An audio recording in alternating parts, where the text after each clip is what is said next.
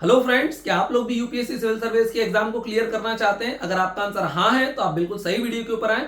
आज वीडियो में मैं आपके साथ डिस्कस करूंगा कि यूपीएससी सिविल सर्विस को कैसे इजीली क्लियर किया जा सकता है, उसके सिलेबस को टाइमली कंप्लीट कैसे किया जा सकता है, उसकी एलिजिबिलिटी क्या है, प्लान ऑफ एग्जामिनेशन क्या है, मतलब कितनी स्टेजेस में एग्जाम को कंडक्ट कराया जाता है, उस एग्जाम का सिलेबस क्या है, मतलब किस पेपर के अंदर क्या चीजों को पूछा जाता है, फिर प्रीलिम्स को क्लियर करके मेंस को क्लियर करके फाइनली आप कैसे पर्सनालिटी टेस्ट को क्लियर करके सिलेक्शन ले सकते हैं। तो यहाँ पर मैंने दिया हुआ है आपको कि यूपीएससी एग्जाम को दो स्टेजेस में क्लियर किया जा सकता है। फर्स्ट स्टेज को हम लोग बोलते हैं दैट इज प्रिलिमिनरी एग्जामिनेशन, और सेकंड स्टेज में आपकी दो चीजें रहती है मेंस के अंदर, that is written and interview part. तो वन बाय वन फिनिश करेंगे। सबसे पहले देख लेते हैं एलिजिबिलिटी क्या है, कौन इस एग्जाम को दे सकता है। तो अगर मैं एलिजिबिलिटी की बात करता हूं तो सबसे पहले आ जाती है एज लिमिट कि कितनी एज आपकी मिनिमम होना चाहिए। So minimum age requirement is 21 years for everyone, सबको कम से कम 21 साल का होना चाहिए। और मैक्सिमम एज प्रिस्क्राइब्ड है for general category student that is 32 years. सो अगर आप अनरिजर्व कैटेगरी से या जनरल कैटेगरी स्टूडेंट्स हैं तो आप 21 ईयर्स से लेकर 32 इयर्स तक इस एग्जाम को दे सकते हैं। But if you belong to SC ST category तो आपके लिए 5 साल का यहाँ पर एज रिलैक्सेशन देखने के लिए मिल जाता है,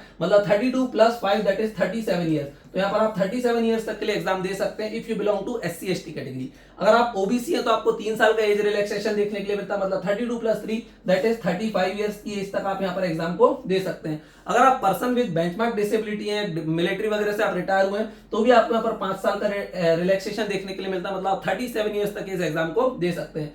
अब सारी एज जो है वो 1 अगस्त से काउंट की जाएंगी, ये चीज आपको ध्यान रखना है। तो पहले मैंने आपको बताया एज क्या होना चाहिए, that is 21 to 32 years for general category, और बाकी मैंने एक्सेप्शंस वगैरह आपको यहाँ पर बता दिए।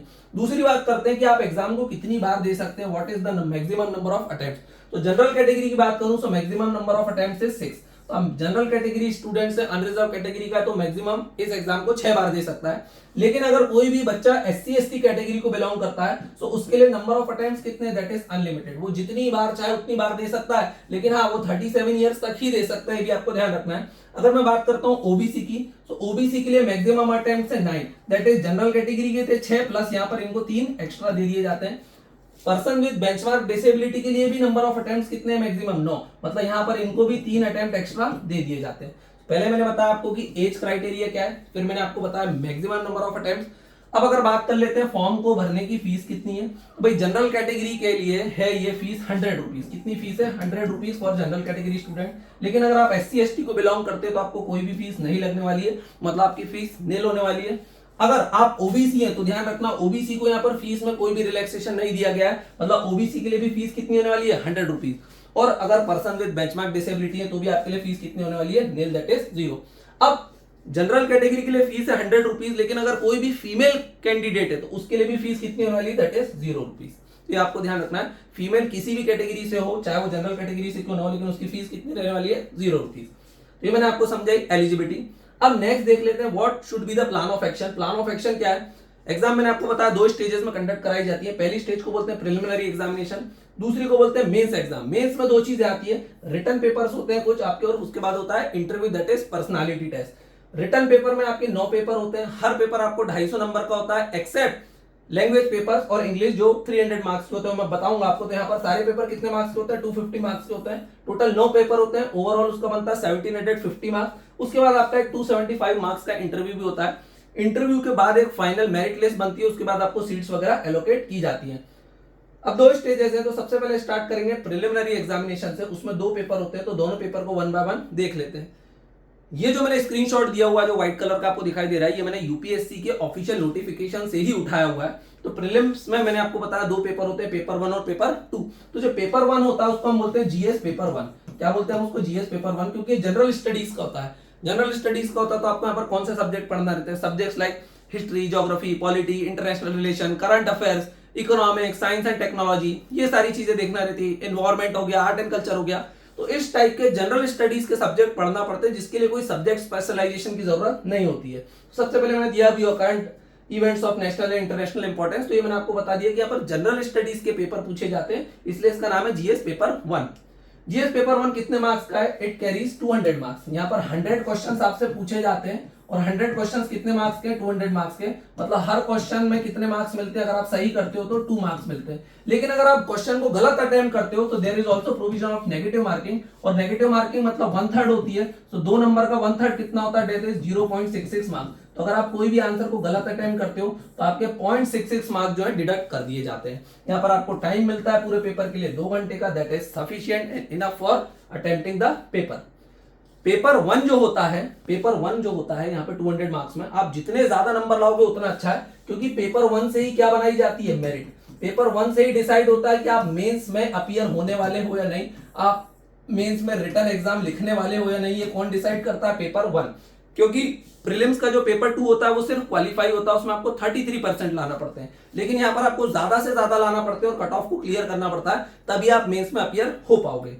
उसके बाद प्रीलिम्स का पेपर टू देख लेते हैं, जिसको हम एप्टीट्यूड, रीजनिंग, मैथ्स वाला पेपर भी बोलते हैं, जो है 200 मार्क्स का। लेकिन यहाँ पर ध्यान देने की बात यह है कि यहाँ पर केवल 80 क्वेश्चंस होते हैं। मैक्सिमम क्वेश्चंस कितने होते हैं, 80। हर क्वेश्चन यहाँ पर होता है 2.5 नंबर का, तो अगर आप क्वेश्चन को सही अटेम्प्ट करते हो तो आपको मिलते हैं 2.5 मार्क्स। यहाँ पर भी नेगेटिव मार्किंग होती है 1/3 मार्क्स की, तो 2.5 नंबर का 1/3 होता है 0.84 मार्क्स। तो अगर आप गलत कर देते हो तो आपके 0.84 मार्क्स जो है वो डिडक्ट कर दिए जाते हैं, आपको ध्यान रखना है। यहाँ पर भी आपको टाइम मिलने वाला है 2 घंटे का। ये जो पेपर होता है this is of qualifying nature, qualify करना रहता है खाली आपको इसमें, और कितने मार्क्स लाना रहते हैं, दैट इज 33%। 33% मतलब आपको यहाँ पर टोटल लाना रहते हैं 66 मार्क्स। अगर आप केवल 66 मार्क्स ले आओगे तो पेपर वन को आप कट ऑफ क्लियर कर लोगे, then you will appear for the mains examination. यहाँ पर मैंने सारी चीजें दे रखी हैं, आप देख सकते हो यहाँ पर दिया हुआ that is of qualifying in nature, this paper is of qualifying in nature, मतलब आपको सिर्फ 33% लाना है। यहाँ पर यूपीएससी क्लियरली लिख रहा है कि आपको दोनों पेपर में अपीयर होना मैंडेटरी है। अगर आप एक ही पेपर देते हो तो आप मेंस कभी भी नहीं दे पाओगे, मतलब आपको पेपर टू देना ही है, भले ये क्वालिफाइंग नेचर का है, और इसको कभी भी मजाक में नहीं लेना है, क्योंकि आजकल इतना डिफिकल्ट आने लग गया है। यहाँ पर मैथ्स, रीजनिंग, रीडिंग कॉम्प्रिहेंशन के क्वेश्चन पूछे जाते हैं जो आजकल काफी डिफिकल्ट लेवल के हो रहे हैं, जिसके लिए भी आपको डेडिकेटेड प्रिपरेशन करना पड़ेगी। अब प्रीलिम्स क्लियर करते हो, 2 स्टेजेस की जो एग्जाम होती है, प्रीलिम्स के बाद अब आप कहां पहुंचते हो, मेंस। तो मेंस में मैंने आपको बताया मेंस में 2 चीजें आती है, रिटन पोर्शन प्लस इंटरव्यू। तो सबसे पहले आपको देखना पड़ेगा रिटन। रिटन में क्या है, रिटन एग्जामिनेशन में आपके टोटल कितने पेपर होने वाले हैं, 9 पेपर होने वाले हैं। तो पहला पेपर होने वाला है आपका, सबसे पहला पेपर होगा इंग्लिश का, इंग्लिश लैंग्वेज का, और दूसरा है कंपलसरी इंडियन लैंग्वेज पेपर। अब ये कंपलसरी इंडियन लैंग्वेज क्या, फॉर एग्जांपल अगर मध्य प्रदेश में रहता हूं, कंपलसरी इंडियन लैंग्वेज लेना है, इंग्लिश को छोड़ करके वो लैंग्वेज लेना है जो वो 22 लैंग्वेजेस में से मुझे एक चूज करना पड़ेगी जो कॉन्स्टिट्यूशन के 8th शेड्यूल के अंदर दी हुई है। तो उन 22 लैंग्वेजेस में से मुझे एक इंडियन लैंग्वेज को चूज करना पड़ेगी और उस पर भी मुझे एग्जाम देना पड़ेगी, और उसका वेटेज कितना रहने वाला है, 300 मार्क्स। अब ध्यान देने वाली बात यह है कि जो इंग्लिश है और जो कंपलसरी इंडियन लैंग्वेज है that is of qualifying in nature, लेकिन यहाँ पर मिनिमम मार्क्स कितने दिए हुए हैं, 25%। तो मुझे मिनिमम 25% मार्क्स लाना पड़ेंगे इन दोनों पेपर के अंदर। हाँ, लेकिन अगर आप नॉर्थ ईस्ट के कुछ स्टेट से बिलोंग करते हैं तो आपके लिए कंपलसरी इंडियन लैंग्वेज का पेपर कंपलसरी नहीं रहेगा। ये आपको समझ में आया। तो ये मैंने आपको बताया सबसे पहले कि क्वालिफाइंग नेचर के 2 पेपर होंगे, इंग्लिश और इंडियन लैंग्वेज, और इनके मार्क्स रहने वाले 300 और बाकी के पेपर के मार्क्स रहने वाले 250। ये भी आपको ध्यान रखना, that is also very important. अब अगर आप इन पेपर में क्वालिफाई कर जाते हैं तो फिर अब आपके ये वाले पेपर भी साथ साथ चेक होना स्टार्ट हो जाएंगे। आप पेपर तो पूरा देंगे whether you qualifying in these papers और नॉट, लेकिन अगर आप एग्जाम दे रहे हो तो आपको देने तो सारे पेपर मिलेंगे, लेकिन अगर आप इन पेपर को क्वालिफाई नहीं कर पाएंगे तो फिर आपके यहाँ पर मार्क्स नहीं दिखाई देंगे। तो अब आगे बात कर लेता हूं। फिर आप आ जाते हो क्वालिफाई करने के बाद जीएस पेपर्स पे। जीएस मतलब अगेन जनरल स्टडीज। यहाँ पर आपके टोटल कितने होने वाले पेपर, 5 पेपर होने वाले। कितने पेपर होने वाले, 5। तो सबसे पहले आपका होगा पेपर 1। पेपर 1 आपका क्या होने वाला है, ऐसे का पेपर होने वाला है। और मेंस एग्जाम जो है, रिटन जो है, ये सब्जेक्टिव है, मतलब यहाँ पर आपको आंसर राइटिंग करने की जरूरत पड़ेगी। तो यहाँ पर आपको लिखना है। अब ऐसा नहीं है कि 4 ऑप्शन है और एक सही ऑप्शन को टिक करना, नहीं। वो तो प्रीलिम्स में होता था कि एक क्वेश्चन आता था, 4 ऑप्शन आते थे, आपको टिक करना है, that is multiple choice question. लेकिन मेंस में आपका पेपर सब्जेक्टिव होने वाला है, नॉट ऑब्जेक्टिव। तो यहाँ पर आपको आंसर राइटिंग करना पड़ेगी। तो सबसे पहला पेपर होगा आपका ऐसे का, दैट इज पेपर नंबर 1। उसके कितने मार्क्स हैं, 250 मार्क्स हैं। अभी सारी चीजें बताऊंगा, ऐसे में क्या पूछेंगे, जीएस पेपर में क्या पूछेंगे। उसके बाद आपके होंगे 4 जीएस के पेपर, मतलब paper 2, paper 3, paper 4 and paper 5। तो 4 जीएस के पेपर होंगे, वो भी सारे 250 नंबर के होंगे, 250 मार्क्स होंगे। तो टोटल 1000 मार्क्स। तो देखो 250 मार्क्स हो गए ऐसे के, 1000 मार्क्स हो गए आपके 4 जीएस पेपर के। और उसके बाद आपको एक ऑप्शनल सब्जेक्ट चूज करना रहता है जिसके 2 पेपर होते हैं, अगेन 250 मार्क्स ईच। तो यहाँ पर हो जाते हैं आपके टोटल 500 मार्क्स। तो यहाँ पर अगर मैं रिटर्न की बात करूं तो आपको टोटल मार्क्स जो रहते हैं दैट इज 1750। अब जब आप प्रीलिम्स को क्वालिफाई करते हैं तब आप रिटर्न एग्जामिनेशन देते हैं। ये वाले पेपर के मार्क्स काउंटिंग में नहीं जोड़े जाते हैं because they are qualifying in nature. यहाँ पर जो मैंने दिया हो 25% क्वालिफाई करना है, लेकिन ऐसे 4 जीएस के पेपर और 2 ऑप्शनल के पेपर से अगेन मेरिट डिसाइड होती है कि कौन कौन अब इंटरव्यू देने वाला है। तो आप ये 1750 मार्क्स जो है इसमें जिसके ज्यादा आएंगे, जितने बच्चों के ज्यादा आएंगे, कट ऑफ मार्क्स डिसाइड किया जाएगा और उसके बाद बाकी के बच्चे कहां जाएंगे, इंटरव्यू के लिए अपीयर होंगे। अब मैं इंटरव्यू के बारे में बाद में बात करूंगा, पहले मैं आपको सारे पेपर्स के बारे में बता देता हूं। सबसे पहले मैंने आपको बताया कि इंग्लिश का होगा और इंडियन लैंग्वेज का होगा। तो उसमें क्या पूछा जाएगा, इंग्लिश में आपसे कॉम्प्रिहेंशन पूछेंगे गिवन पैसेज का, प्रिसाइज राइटिंग के बारे में आपसे पूछा जाएगा कि उसके बारे में लिखो आप। उसके बाद आपसे यूजेज और वोकेबुलरी का आपका नॉलेज चेक किया जाएगा और आपसे शॉर्ट एसेज भी लिखवाए जाएंगे। ऐसे का पेपर अलग है, यहाँ पर पेपर अलग है। इंडियन लैंग्वेजेस में भी ये चारों चीजें तो कराई जाएंगी, प्लस ट्रांसलेशन भी किया जाएगा कि आप इंग्लिश से उस लैंग्वेज में सेंटेंस को कन्वर्ट कर पा रहे हो कि नहीं, या उस इंडियन लैंग्वेज से इंग्लिश में सेंटेंस कन्वर्ट कर पा रहे हो कि नहीं। तो ये चीजें आपको ध्यान रखना है। These paper of qualifying nature, यहाँ पर आपको केवल 25% मार्क्स लाना है, क्लियर करना है। उसके बाद ही आपकी आगे की कॉपी चेक होने वाली है। उसके बाद मैंने आपको बताया आपका होगा जीएस के 5 पेपर। सबसे पहले आ जाता है पेपर नंबर 1 जिसको हम बोलते हैं ऐसे। तो आपको ऐसे लिखना पड़ेगा, अराउंड 1000 to 1200 वर्ड्स के टोटल 2 ऐसे लिखना रहेंगे, जिसके मार्क्स रहने वाले हैं आपके 250। ओके, तो ये चीज आपको ध्यान रखना है, काफी इंपॉर्टेंट पेपर है। यूजुअली बच्चे बोलते हैं कि क्या जीएस के पेपर से रैंक डिसाइड होती, नहीं, रैंक डिसाइड होती है ऐसे और एथिक्स के पेपर से भी। अपन एथिक्स का पेपर भी देखेंगे। सो ऐसे में आपको प्रैक्टिस करना पड़ती है। अगर आप कंटिन्यूअसली प्रैक्टिस कर रहे हैं, अगर आप महीने में केवल 2 ऐसे भी लिख रहे हैं ना, तो भी आपका ऐसे में अच्छे मार्क्स आने वाले हैं। तो पहला पेपर मैंने आपको बताया ऐसे का होता है। अब जो पेपर 2 होता है जिसको हम बोलते हैं जीएस पेपर 1, जीएस पेपर 1 या ओवरऑल पेपर 2, क्योंकि जनरल स्टडीज का तो मेंस का पहला पेपर है ना, ओवरऑल पेपर 2 है क्योंकि पहला पेपर तो ऐसे था। तो जीएस पेपर 1 या पेपर 2 होता है हिस्ट्री और ज्योग्राफी का। इसमें आर्ट एंड कल्चर भी आ जाता है, सोसाइटी का पोर्शन भी आ जाता है, बट मेनली यहाँ पर होता है हिस्ट्री एंड ज्योग्राफी। अब हिस्ट्री में आपसे क्या पूछा जाता है, तो यहाँ पर आपको एंशिएंट और मिडाइवल पे ज्यादा फोकस नहीं करना, उसमें टाइम वेस्ट नहीं करना। हिस्ट्री में आपको मिलिए आर्ट एंड कल्चर पे फोकस करना है। क्लास 11 के NCERT introduction to Indian art, उसको आपको बढ़िया तरीके से रीड करना है।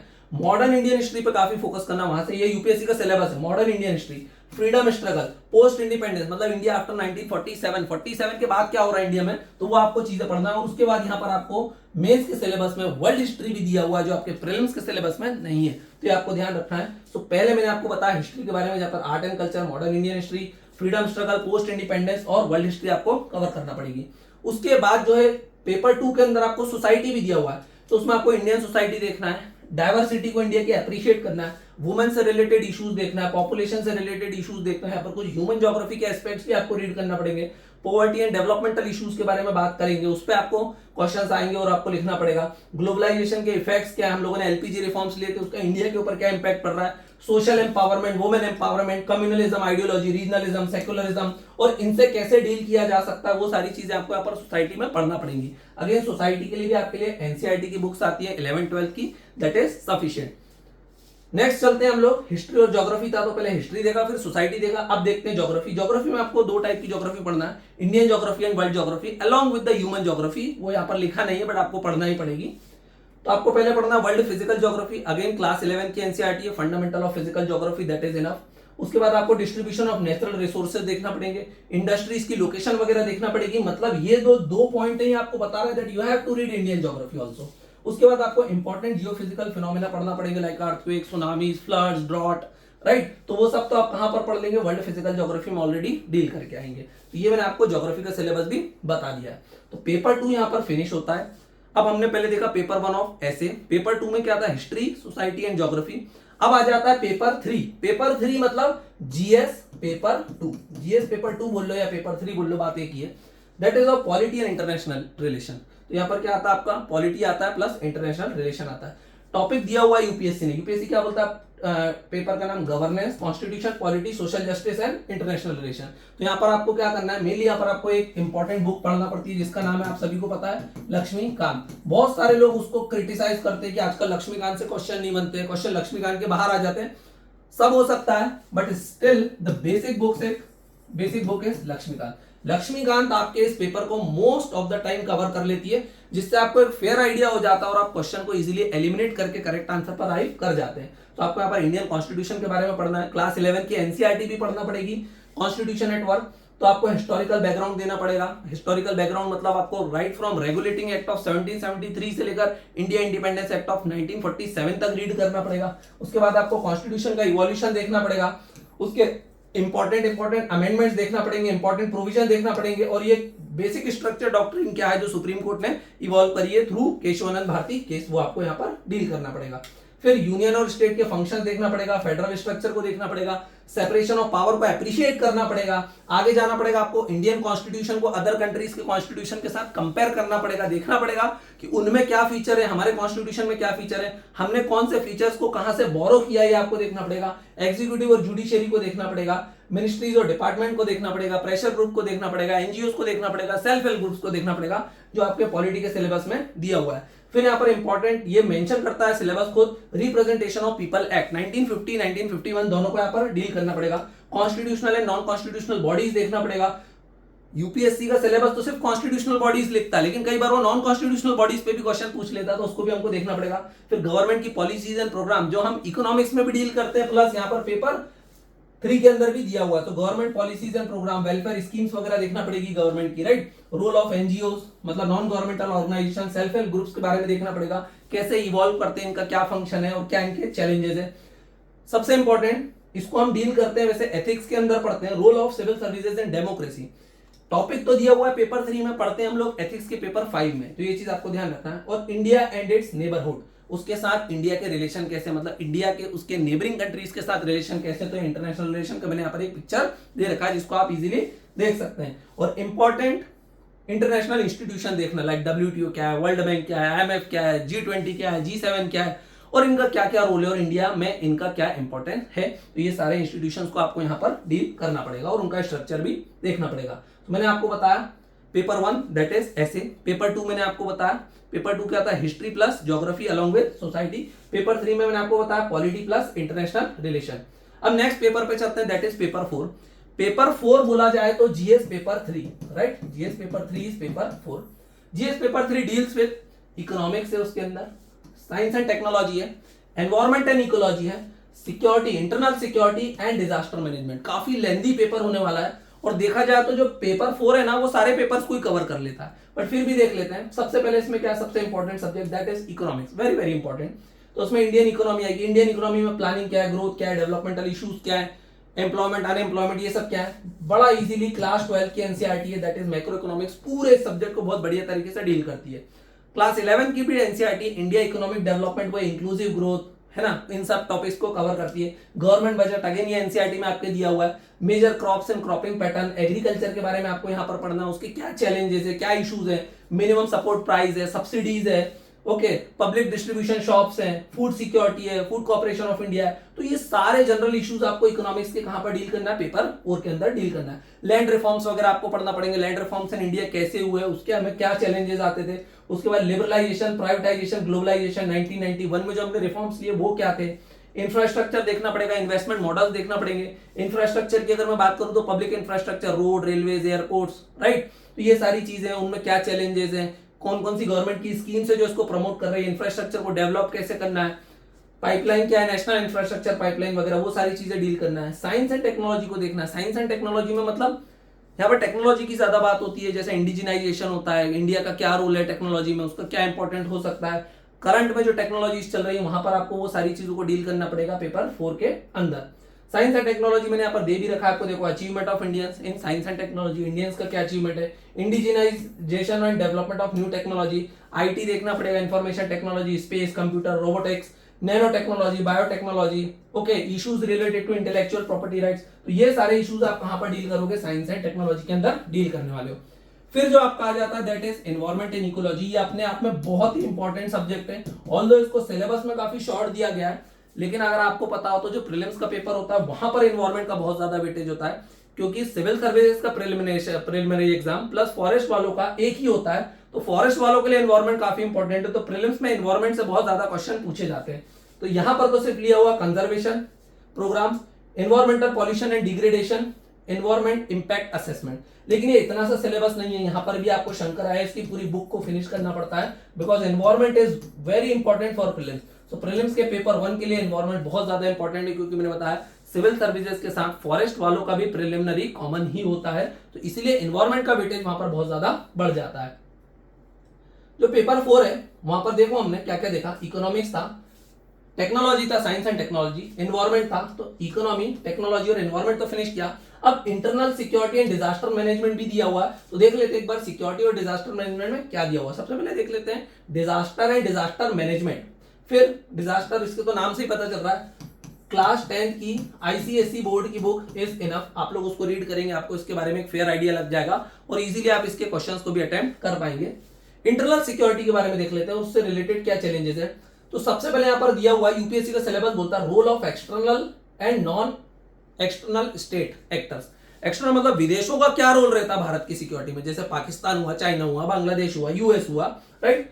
फिर next topic, there are linkages between development and spread of extremism. Extremism और डेवलपमेंट के बीच रिलेशन क्या है, challenges to internal security through communication network, फिर role of social media and media in internal security, फिर next there are cyber security, money laundering है, money laundering को prevent कैसे किया जा सकता है, राइट। वेरियस सिक्योरिटी फोर्सेस कौन सी है हमारी, उनको कौन मैनेज करता है, उनका क्या मैंडेट है, मतलब उनका क्या काम दिया हुआ है, यहाँ पर मैं फोटो दिया हुआ है बीएसएफ वालों का, राइट। सिक्योरिटी के क्या चैलेंजेस है specially in the border areas like Punjab, okay, Uttarakhand, Himachal, जो बॉर्डर शेयर करते हैं दूसरी कंट्रीज के साथ, और उनको आप कैसे लिंक करोगे ऑर्गेनाइज क्राइम को विद टेररिज्म, ये भी एक इंपॉर्टेंट टॉपिक यहाँ पर दिया हुआ है। तो मैंने आपको 4 पेपर बताए है ना जीएस का। सबसे पहले मैंने आपको बताया पेपर 1 दैट इज ऑफ ऐसे, पेपर 2 मतलब जीएस पेपर 1 मैंने बताया आपको हिस्ट्री और ज्योग्राफी, फिर मैंने आपको बताया पेपर 3 क्या था आपका polity plus international relation, paper 4 मैंने आपको यहाँ पर बता दिया। अब चलते हैं पेपर 5 की तरफ जिसका नाम है ethics, integrity and aptitude. Ethics का मतलब क्या होता है आप सब लोगों को पता होगा, एथिक्स इज सोसाइटल ओरिएंटेशन, मतलब पूरी सोसाइटी क्या सोचती है किसी भी बारे में। For example societal orientation can be good और बैड, राइट और रॉन्ग, जस्ट और unjust towards anything. For example if I ask you about death penalty, मैं पूछता हूं आपसे क्या डेथ पेनाल्टी सही है, आप बोल सकते हो हाँ सही है, आप बोल सकते हो दैट इज जस्ट, आप बोल सकते हो वो सही भी है, राइट भी है, गुड भी है, जस्ट भी है, बट हो सकता है मेजॉरिटी बोलती हो no death penalty is wrong, it is unjust, it is immoral, तो फिर क्या है सोसाइटल ओरिएंटेशन कुछ और बन जाएगा। So ethics is all about societal orientation and societal orientation varies from society to society. For example हम लोग नॉन वेजिटेरियनिज्म के लिए कुछ और ओपिनियन रख सकते हैं, मेजॉरिटी ऑफ द पीपल, और अमेरिकन कुछ और ओपिनियन रख सकते हैं। तो पहला आपका ethics, integrity and aptitude. Aptitude is always towards something, तो ये हम लोग देखेंगे एप्टीट्यूड एटीट्यूड, यहाँ पर बहुत सारी चीजें आएंगी। सबसे इजी पेपर है, सबसे ज्यादा स्कोरिंग पेपर है, जो भी बच्चा मैंने बताया जिसकी भी रैंक लगती है या तो वो ऐसे में बहुत अच्छा परफॉर्म करता है या तो वो एथिक्स के पेपर में बहुत अच्छा परफॉर्म करता है। ये 2 ही पेपर हैं जो 500 मार्क्स के होते हैं अलोंग विद द ऑप्शनल, जो आपकी रैंक को डिसाइड करवा देता है। सो अगर आप रैंक लाना चाहते हो तो you have to focus on ethics, integrity and aptitude, मतलब paper number 5 along with paper number 1 that is ऐसे। ये चीज आपको ध्यान रखना है। और एथिक्स का क्या सिलेबस है वो मैंने यहाँ पर दिया हुआ है, अगर आप एथिक्स को पढ़ना चाहते हो तो हमने बहुत ही इजी लैंग्वेज में इसके पूरे वीडियो लेक्चर सीरीज बना दी है जो एप्लीकेशन के ऊपर अवेलेबल है। आप आराम से एप्लीकेशन को डाउनलोड करके वहां से सारे पेपर को एक्सेस कर सकते हो। आई होप आपको सारी चीजें समझ में आई होंगी, मैंने आपको सिलेबस समझाने की कोशिश करी। अगर आप लोग भी दोस्तों यूपीएससी की तैयारी करना चाहते हो that to at most affordable price of ₹4500 only, तो आप हमारी इस एप्लीकेशन परसिवरेंस आईएएस को प्ले स्टोर से डाउनलोड कर सकते हो और पूरे कंटेंट को एक्सेस कर सकते हो, जिसमें आपको यूपीएससी के बारे में सारी चीजें बताई जाएंगी फ्रॉम द बेसिक्स और वेरी एडवांस लेवल पर लिया जाएगा। सारे सिलेबस को टू द पॉइंट कवर किया जाएगा, 1 मिनट का भी आपका वहां पर टाइम वेस्ट नहीं करवाया जाएगा। अब अगर मैं बात करूं आपसे कि what we are going to cover, तो वहां पर हम जीएस के सारे सब्जेक्ट्स कवर करने वाले हैं जो आपके प्री में भी काम आते हैं और मेंस में भी काम आते हैं, लाइक हिस्ट्री एंड ज्योग्राफी, ये आपके पेपर 1 में दिए हुए हैं, ओके। फिर नेक्स्ट पॉलिटी प्लस आईआर, ये आपके पेपर 2 में दिए हुए हैं। Economics, environment, science and technology आपके पेपर 3 में दिए हुए हैं। उसके बाद एथिक्स जो है आपका पेपर 4 में दिया हुआ है। पेपर 4 मतलब जीएस पेपर 4, ओवरऑल तो ये है पेपर नंबर 5। उसके बाद हम ढेर सारे एमसीक्यूज प्रैक्टिस करेंगे, एमसीक्यू सीरीज भी आप यूट्यूब पे ऊपर चेक कर सकते हैं कि कितने सारे एमसीक्यूज हमारे प्लेलिस्ट में डायरेक्टली रिपीट होते हैं। अगर आप डेमो वीडियोस वगैरह देखना चाहते हो तो आप मुझे इस नंबर पर व्हाट्सएप पे कांटेक्ट कर सकते हैं, दैट इज 9113911223। आगे चलते हैं कि what are the features of our programme. आप हमें ही क्यों चूज करें, क्योंकि सबसे इंपॉर्टेंट फीचर जो हम प्रोवाइड करते हैं दैट इज पर्सनल मेंटरशिप। आप डायरेक्टली कभी भी मुझसे कम्युनिकेट कर सकते हैं। जब भी आप कोर्स को परचेस करते हैं तो आपको एक पर्सनल मेंटर अलॉट किया जाता है, मतलब आप 1 वीक में उनसे 2 बार, कितनी बार, 2 बार आप उनसे कॉल अरेंज कर सकते हैं, आप उनसे कॉल पे बात कर सकते हैं, चैट कर सकते हैं, लेकिन 2 बार आधे आधे घंटे का आपको स्लॉट रहेगा, आप स्लॉट बुक कर सकते हैं इजीली और पर्सनल मेंटरशिप ले सकते हैं। पर्सनल मेंटरशिप मतलब आप किसी भी चीज के लिए डाउट पूछ सकते हैं, अपने पर्सनल डाउट पूछ सकते हैं। अगर आपको कोई प्रॉब्लम्स आ रही है, कोई डिफिकल्टी आ रही है, तो आप अपने मेंटर के साथ डिस्कस कर सकते हैं। हमारे जो ऑनलाइन क्लासेस के बैचेस है वो भी लिमिटेड होते हैं। मैक्स टू मैक्स वहां पर हम कितने स्टूडेंट्स को एनरोल करते हैं? 35 स्टूडेंट्स। तो 35 के कई सारे बैच होते हैं और हर बैच के ऊपर मेंटर्स अलॉट किए जाते हैं। नेक्स्ट दिया हुआ मैंने हैंड रिटन नोट्स। नोट्स के जो सैंपल है वो मैं नीचे पिन कर दूंगा, एक बार आप जरूर देखना कि आईपैड में कितने बढ़िया तरीके से हैंड रिटन नोट्स बनाए जाते हैं। हैंड रिटन नोट्स की ही स्लाइड टीचर यहां पर भी यूज करता है स्मार्ट बोर्ड के ऊपर, और कैसे टू द पॉइंट पढ़ाता है, कैसे सारी चीजों को स्ट्रक्चर बनाता है, जो आपको मेंस आंसर राइटिंग में बहुत ज्यादा हेल्प करती है। डेली एमसीक्यू प्रैक्टिस कराई जाती है, मतलब जब भी टीचर टॉपिक कराता है उसके तुरंत बाद आपको उसमें 5 से 10 मल्टीपल चॉइस क्वेश्चंस की भी प्रैक्टिस करा देता है, जो आपको प्रीलिम्स में काफी काम आती है, प्लस सारी चीजों को रिकॉल करने में भी हेल्प करती है। नेक्स्ट मैंने यहाँ पे दिया 2 days in a week answer writing sessions भी करवाए जाते हैं, मतलब मेंस के जो प्रीवियस ईयर क्वेश्चंस हैं उनको डिस्कस किया जाता है क्लास के अंदर ही, और उन पे भी आपको डेडिकेटेड वीडियोस वगैरह देखने के लिए मिल जाएंगे जो ऐप के ऊपर अवेलेबल है। इंटीग्रेटेड प्रिपरेशन कराई जाती है हमारे यहाँ पर, मतलब ऐसा नहीं कि पहले प्रीलिम्स पढ़ाएंगे फिर मेंस पढ़ाएंगे, ऐसा नहीं होता है। प्रीलिम्स और मेंस को एक साथ पढ़ाया जाता है और सेम टॉपिक पे प्रीलिम्स के भी क्वेश्चन लगवाए जाते हैं और मेंस के भी क्वेश्चन लगवाए जाते हैं। आई होप आपको ये सारी चीजें समझ में आ रही होंगी। Why to choose us only, हमें क्यों चुनोगे? सबसे पहले we do not claim all the selections, ये नहीं बोलते हम कि 1000 में से 800 सिलेक्शन हमारे, 900 सिलेक्शन हमारे, नहीं भाई, जेन्युइन बातें करते हैं। टारगेटेड सिलेबस कंप्लीट कराते हैं, यहाँ पर कोई बकवास नहीं चलती है, कोई आपको मोटिवेट नहीं करते रहते हैं, सिर्फ पढ़ाई होती है और उसके अलावा कुछ भी नहीं करवाया जाता है। स्पेशल डाउट क्लियरिंग सेशंस रखे जाते हैं अगर स्टूडेंट्स डिमांड करते हैं तो। हर बच्चे के ऊपर पर्सनल अटेंशन दिया जाता है, रेगुलरली टेस्ट कंडक्ट करवाए जाते हैं, प्लस मल्टीपल चॉइस क्वेश्चंस करवाए जाते हैं, जिससे हेल्दी और पॉजिटिव एनवायरनमेंट आपको देखने के लिए मिलता है। आई होप आपको ये सारी चीजें समझ में आई होंगी।